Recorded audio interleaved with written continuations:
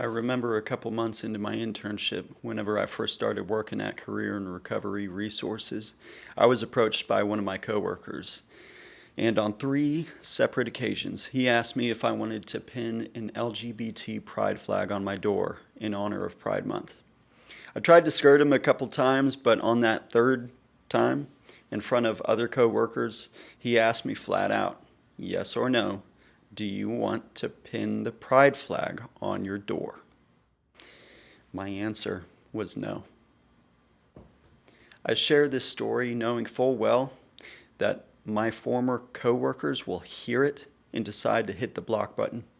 And if that's what you have to do, then by all means, go ahead. I wish you well on your journey, but before you go, I just want you to hear me out. See, in this country, there are approximately 14 million people identifying as LGBT.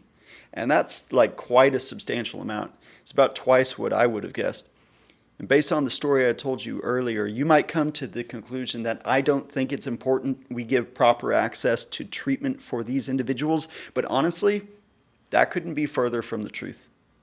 The truth is, to date, my favorite client was a gay black dude who was HIV positive and practiced Santeria. I kid you not. Like, ideologically, I don't think you could engineer a person who was more diametrically opposed to my worldview. And yet, I think back to the input he had in my groups, the tears he shed in my office, and his desire to get sober. And I can truly say that of all the clients I've worked with, he is by far my favorite. There's a term in counseling. All of my fellow LCDCs will have heard it a million times before. It's nothing new, and it is one of the core tenets of counseling. It is called unconditional positive regard.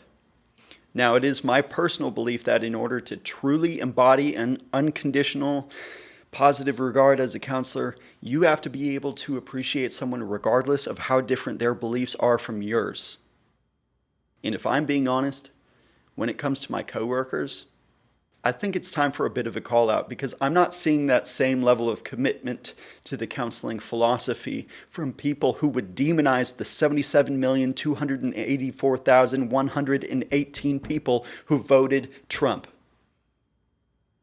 And I've been behind enough closed doors and staffings to say with a high level of certainty that conservatives who come in for treatment are not receiving the level of care they deserve because more often than not, they're being put onto the caseload of somebody who utterly hates them. And you know what? They know it. They absorb the energy in the room. And I think that's why conservatives, especially conservative men, are the single most underrepresented demographic in the field of substance use treatment, bar none. Because somewhere along the way, in an effort to be inclusive towards the 14 million, the field of substance use treatment has lost touch with the 77 million. I say all this because I need all my former coworkers to understand the reason I'm doing what I'm doing, the reason for the Trump hat, the Glock, the Bible, is to sound a siren and announce to the community that they don't have to step into a treatment center run by people smiling through gritted teeth. And I've heard some coworkers say that they don't have to like a client to treat them. Let me just say, if you're of that mindset, that you'll do what you can to help the people in your office. Meanwhile, if they had come across your Facebook feed, you would have blocked them in an instant. Let me just say this. Those clients deserve better than what you have to offer. And I'm sure you could point fingers my direction. You could say, Daniel, who are you? You wouldn't put that pride flag on your door. Who are you to talk? What does that say to your clients who are gay or trans? And you know what? You're not wrong. You're not wrong.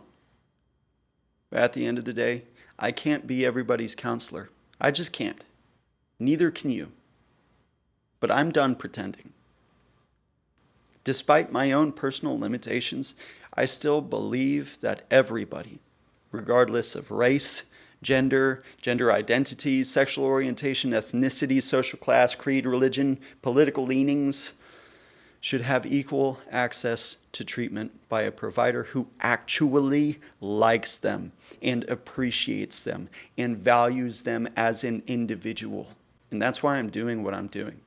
I don't need you to fully agree. In fact, I fully anticipate that plenty more of my former coworkers will hit the unfollow button by the end of 2025. But I'd be remiss if I didn't take the time out to fully state where I'm coming from, because at the end of the day, I'm not doing this for you. I'm not.